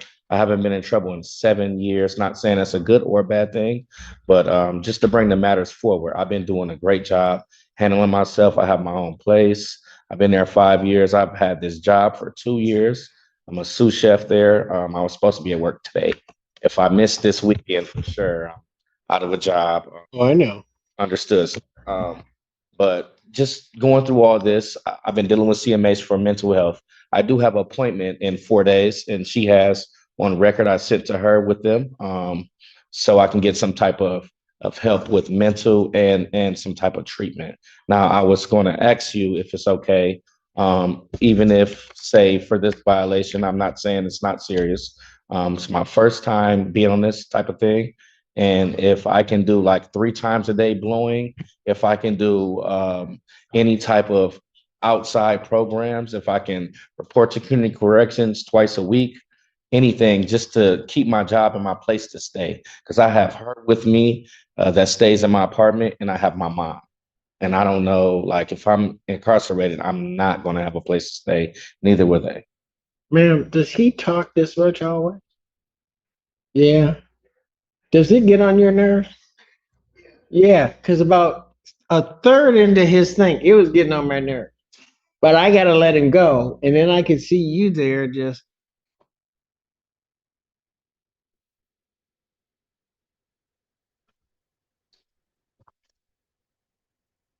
So why should I give you another chance? Because normally this is real simple for me.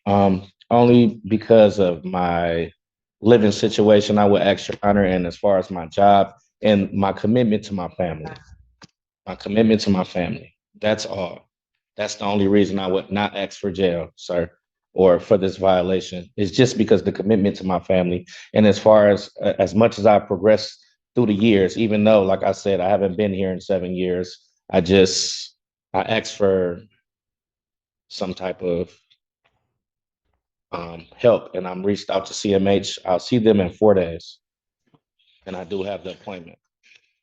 I think Mr. Guillard speaks very well for himself. But I just want to emphasize to the court he's expressed to me how much pressure he is under supporting all those around him. He knows that this violation has threatened that, and any further violations will threaten that as well. He has children, and he's up in circuit court on a felony non-support case where he has paying significant amounts of child support. So like you said, his mother is staying with him. His mother has kidney cancer. I'm able to. I'm registered to pay $1,000 a month. On top of, I have to pay $9,000 before the end of next year in order not to make it a felony. I'm just going through a lot right now, so I need to keep my job, my place, and to make sure my family has somewhere to go this winter. Please, I beg you. The young lady in the pink is your fiance? Yes, sir. Turn around and apologize to her. Sure, I apologize for my actions and what I've caused. He didn't even know what he's apologizing for. Anything that we have on. I'm truly sorry. That's not even what I wanted you to apologize for. You want to know why did I stop you from talking the first time? About the cake. Why did I stop you from talking? About the cake incident, sir. Yeah. What were the words that were coming out of your mouth regarding that cake? As far as an infused cake, sir. Yeah. But what else was coming out of your mouth? That would lead me to think you need to apologize to her. That it was her birthday cake. No. And that she did it. You were blaming her for what was your weakness, your mistake. Understood, sir. Yes, sir. That's the part that I didn't even know she was here. I don't know her, but that's just wrong. You know, and maybe it's the time to say something like this. Sometimes, just stand up, be a man, take it. If you did something wrong, you did something wrong. Don't take your lady and blame her for it, or that she did something and that's why I'm in the boat I'm in. You're in the boat you're in because you're in the boat you're in. True, sir. Yes, sir, Your Honor.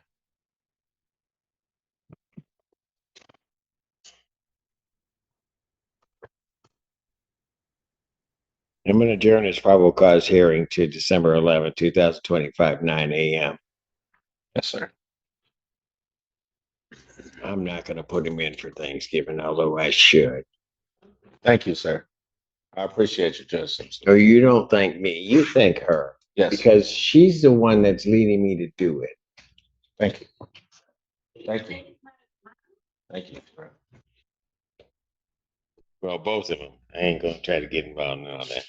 I'll set your sentencing on it for December 11, 2025 at 9 a.m. on your bond violation. Come back here, not act right, not do the right thing. I still got all that hanging over your head. Understood. I understand, sir. No, I do. I do. You know what? You can also thank that attorney that's standing next to you. Yes. Because she was giving me everything to be able to do something with you, because the easy thing would have been just to lock you up. Understood, sir.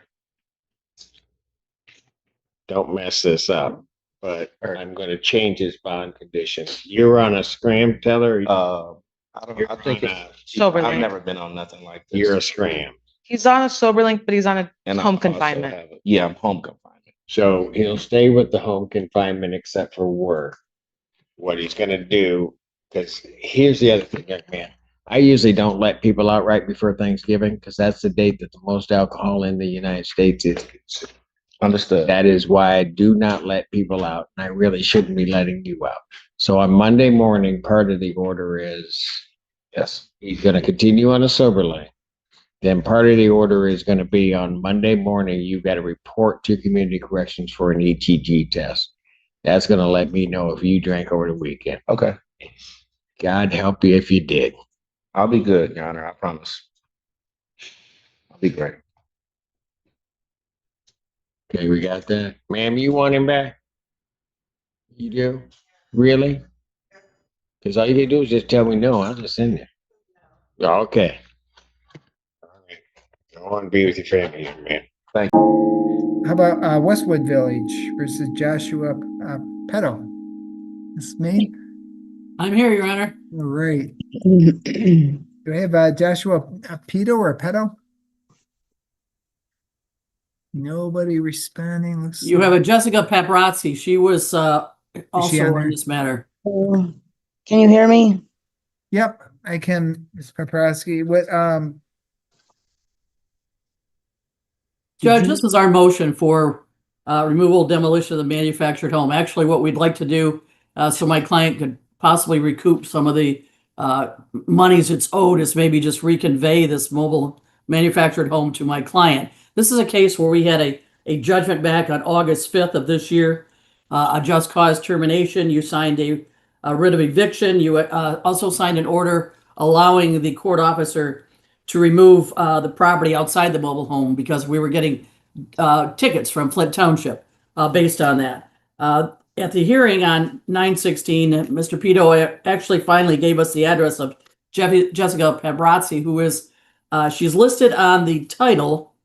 She was never listed on the lease, and she called my office, indicated she does not live there, hasn't lived there for quite some time, and has no personal property or in the property, or at the property. The order required the mobile home to be sold or moved within 90 days of the August 5th order. It has not been. In fact, it looks like pictures that I saw today, it almost looks like there's additional items being gathered on the outside of this manufactured home. I don't know if it's coming from the inside. Ms. Paparazzi indicated it's quite full in the mobile home. So it's going to require quite a bit of cost and work. So they don't even know if this, I don't think the mobile home can be moved. It's a 1973 Revere. So it either has to be, they either can renovate it or they're going to have to demolish it. So that's what we're looking for today. Ms. Paparazzi? Yeah. Is that true? Is your name on the, I guess, the structure there? Yes, it is. And I do have some property there still that I'd like to get before any demolishing happens. Okay, it sounds like you don't necessarily dispute allowing them to I guess destroy that Well, property. I'd rather have someone buy it, yeah. And someone gave me some advice I could ask for a continuance. Yeah. I think yeah. Is your big issue you want to just get your items out of it? Yeah. I mean, we could certainly give her some time to do that, Judge. I mean, it's been over 90 days. And if it's possible, I do want to find a buyer rather than have it demolished. We're not even sure if it's salvageable. We have not seen the inside. We hear it's quite full. I would note that the title, although it's signed, by Ms. Paparazzi and Mr. Pedo. It was never filed with the Secretary of State. They have not, they didn't pay the fee, Yeah, the yeah. transfer fee. And the Secretary of State records actually still show Westwood Associates LLC as the listed owner. Okay. So that's what we would ask for today, perhaps reconvey the title back to Westwood Associates LLC from the August 7th, 2020 title, which, like I said, is not filed. And then we could give Ms. Paparazzi, if she wants to give us a time and a date that she wants to be there to move the items. We don't have access to it, so we would have to have the title transferred to be able to give her access. Paprasky, there's been quite a significant time since I entered the order. Why are you coming in so late in the game here, I guess? I guess my address and name was only recently given to you guys. But you advised me that Mr. Pedo had advised you of the proceedings and wanted you to help remove some of the items. Is that correct? Yes. But I wasn't sure if what he was saying was true. But did you check with the established Westwood at all? No, no. No? Why not? If you knew even if you didn't. I didn't think I telling could you. call and just get his information because I don't sorry, live what? there. I didn't think I could call them and just ask for his business. Ask for his business, but it's your unit. It's your home. Well, it's both of ours. It's both of yours. Is it? Yeah. Looks like it's just your name on the title. No, there's two, Judge. Oh, is there? Yeah, there's one right under, right next to it. Yeah. Oh, I see. Yep, it's yeah, it's okay. I got it. Can anyone hear me? Kind of hand. Yes. I hear you.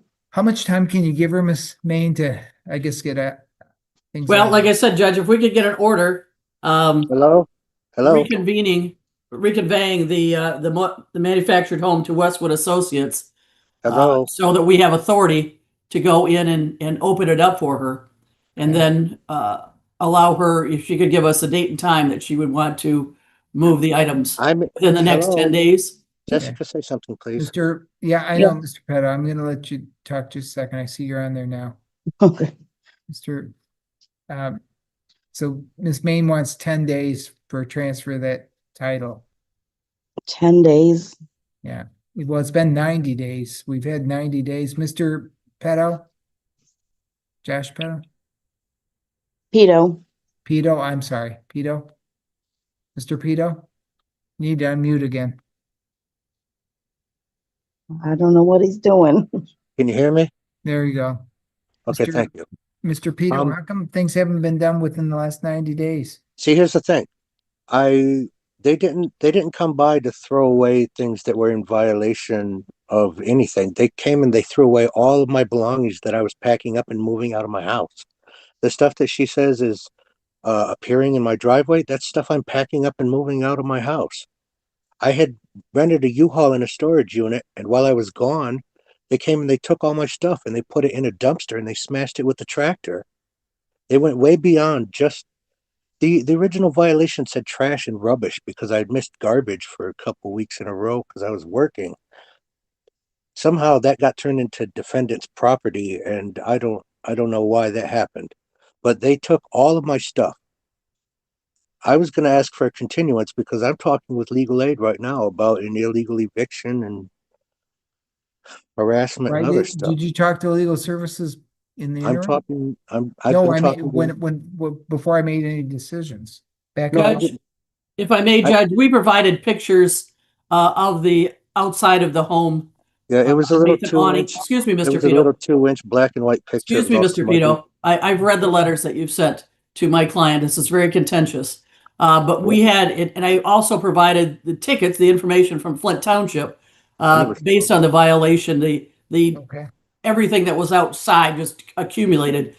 This was nothing that was simply boxed up. It'd been there for quite some time, and like I said, subject to violations from Flint Township. So the court granted us an order very valid, what by the court order, court officer. Violation said trash and rubbish. Mr. Pedo, hold on. I'll give you a chance to talk. Ms. Main, was my decision on August 5th, 2025, I guess, was that based on what you provided me as well? The August 5th was, but we had a subsequent order. Yeah. On 9/22. Okay. I believe it was 9/22 that you, we provided, I'm sorry, the 16th, we had another hearing. Yeah, I just found where it. we provided pictures of the outside of the home and as well as a letter from Flint Township saying that it was in violation of the ordinance. And if you look at that, there's just a lot of stuff. And that is simply what was removed. Nobody went inside the mobile home. There was a lot of stuff, but it wasn't trash, it wasn't rubbish, and it wasn't a safety hazard. It may not have been trash or rubbish to you, Mr. Pedo, but it was a violation of Flint Township ordinance. Retaliatory action. I'm sorry, that was a retaliatory action. So that motion, Mr. Peter, were you here on that motion date, September 16th? Yes, I was. You bounced me over. So with you here, I made a decision as well, right? That's what I'm trying to say. You bounced me over to talk to her. I gave her Jessica's address and stuff, and I came back and nothing else was ever said to me. I didn't hear a decision made on anything. Judge, actually, our motion was for an immediate eviction. You stated that was a moot point because of the eviction that was allowed on the August 5th, 25th date. And then I also asked for a clarification of the writ when we provided it to allow us to pursue it to the motion and the accumulation outside of the mobile home. Accumulation. That was my stuff. And it was a lot of it in violation of Flint Township ordinances. What ordinance? Nobody told me anything. They said trash and rubbish. I cleaned up the trash and the rubbish. When they came and they took all my stuff, it wasn't. I had You did not enter your home, Mr. Pedo. No, it was in my carport, in my driveway. And there was a lot of stuff in your carport in your driveway. I have 25 years and 5 people's worth of stuff in that house. Of course, there's a lot of stuff. I started a wood shop during COVID. I build guitars, and I've been doing it in my driveway, and the landlord knew this. And attached to that motion was a letter from Flint Township Building Department dated August 25th of 25 saying that you were in violation. What was I in violation of? The ordinance. What ordinance? Nobody could ever clarify. Storage or accumulation of junk, trash, rubbish, or refuse. I didn't have junk, trash, or That's rubbish. that's what the Flint Township determined it to be, sir. I know, because somebody told them to say that. Sir, I think it's all a moot issue at this point. I signed an order. It says further defendant shall immediately vacate the mobile home as required by August 5th. I was trying to do that. Okay, and it also said above that, it said pursuant to the judgment shall include removal of all defendant's property outside the mobile home, which has been subject of code violations and notices. It wasn't my property that was subject to. Sir, it was all those items that we went through on that date. Do you see the pictures attached to that motion, Judge? Yes. Yeah. The picture I got was a tiny little 2-inch blurry black and white picture. That was my driveway and my stuff, and I couldn't even tell what was in It's that a black picture. and white picture. It's underneath a canopy of some sort, and it's got all. That's my carport. It just looks like, and I understand it may be personal to you, but that's what my ruling was. And it looks like you didn't take care of it. Can you tell what's in that picture? Sir, I can see what's in there. And Miss Main, you're telling me that that's what was removed? Yes. All of my, I had a backpack on my porch that they took and dumped in the dumpster. It had my medication in it. Sir, I can't get in there. If something was on a porch. Yes. A backpack, well, I can't. You got to give me proof that that was taken. But all I'm saying is all these items in this photo, I ordered that those things should be removed because they're in violation of the city ordinance. I'm sorry, township ordinance. I don't think there's a township ordinance that says I can't. Sir, I'm not going to argue, but I know we're way past that. I understand. Where I'm at right now is the structure itself. Mr. Pedo, are you still residing in the home? I understand that the law says my stuff can only Okay. be removed. So, in the Mr. process Peter, of in fact, that was giving me my next question. Is anybody living in this I'm living structure? in it. Yeah, Huh? I'm fighting an illegal eviction. I'm living in the You still home. live, there's no water, there's no electric, Judge, as I understand it, They shut the water off. as they were allowed to per the order, and you were to move within 10 days. I'm fighting an illegal eviction. I don't see any motion for you or anything, Mr. Peter. I'm talking with legal aid. I'm still putting Well, a you're case talking together. with them, but we're past time periods here. This I only, already ordered an eviction I to know, be but there this by only, August 15th this originally. only happened. Your Honor, I would just like to clarify who Mr. Pedo is talking to, because I have no record of him in our system of a phone call or an inquiry or any of that. And as the court knows, we track every phone call that comes into this office. So It's some, I went to the legal aid website and I got this number off it and I called it and they're saying, Sir, it's some kind of like $25 a month kind of thing. I'm not quite sure. I don't have any appearance. I don't have any documents from legal aid at all, legal services. I got nothing other than my order saying that you had to move by August 15th. I Plus the understand other that. orders that Miss Main has just argued I about. understand that. I've been working a whole lot lately. I haven't had a lot of time to do it, but that's why I needed more. We're quite frankly, we're past that. How much time do you need to move? Miss Main, you can give them 10 days. Is that what you said? Yes, Your Honor. Okay. Yeah, if we could have an order which would reconvey the property to my client. Why does it have to be reconveyed?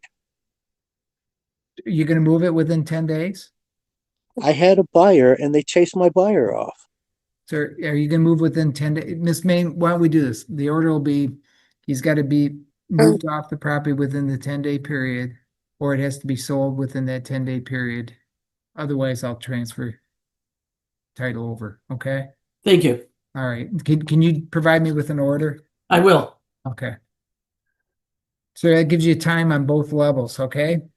Thank you. Get your purchaser and get that all taken care of, have that property moved, or you gotta be moved out by that date no matter what, okay? Thank you. All right.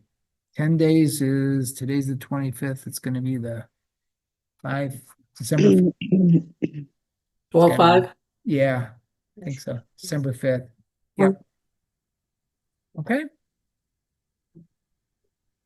All right, that'll conclude that matter. Thank you. Oh, you're welcome.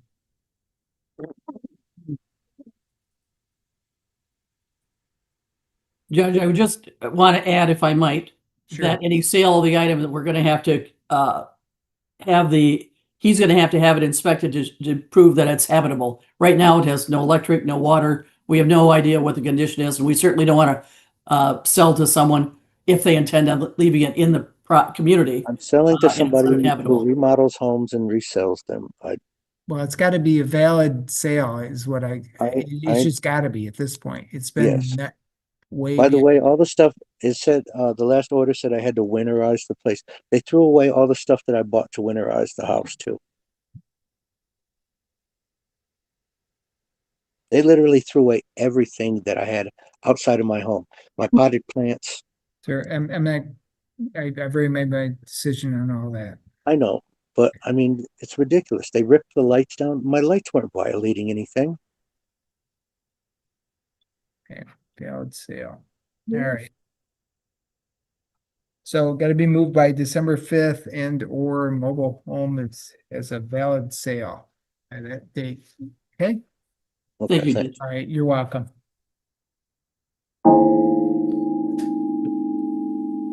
Okay, we've got Ms. Jackson. If you would unmute Ms. Jackson.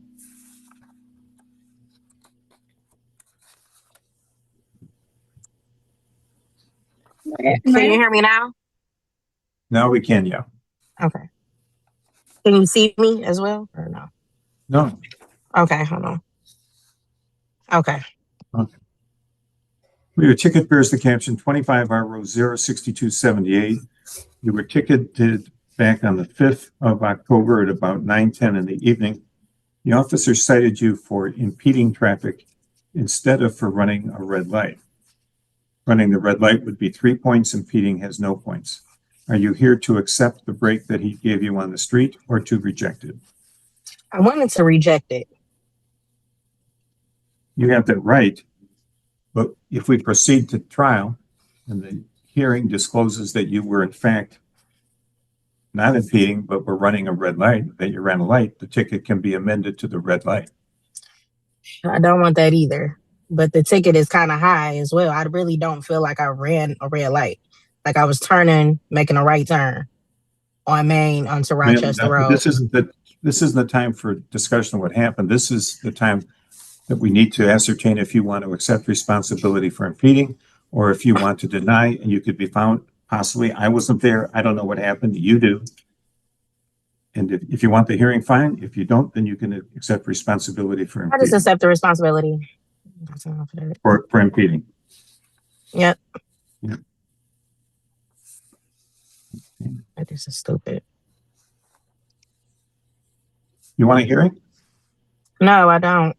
Because I don't have time for a hearing. So I just take the impeding traffic.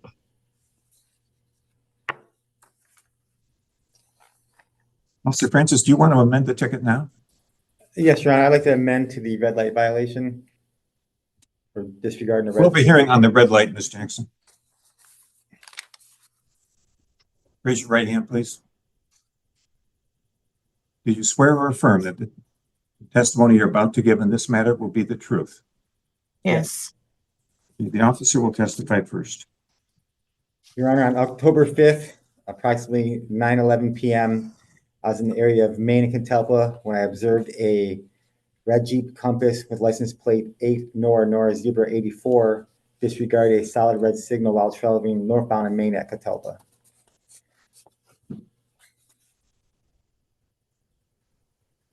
Driven by Miss Jackson, who is present here. Ms. Jackson, it's your time.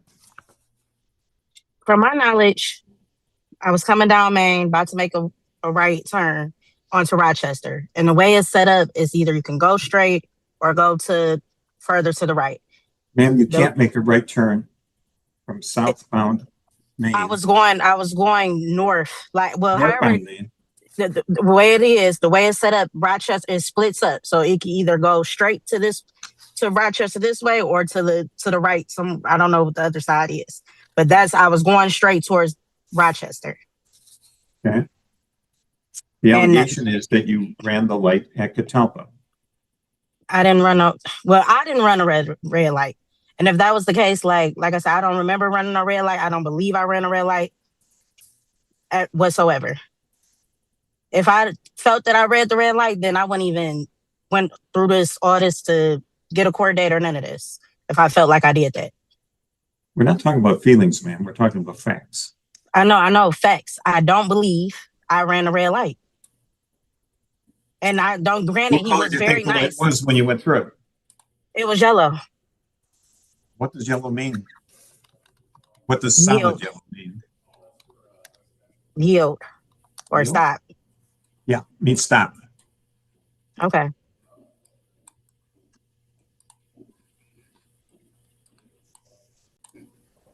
I think you ran the light. I'm finding you responsible for running the light.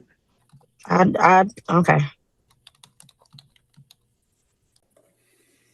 Now I got 3 points. Mm-hmm. If what the fine is on that.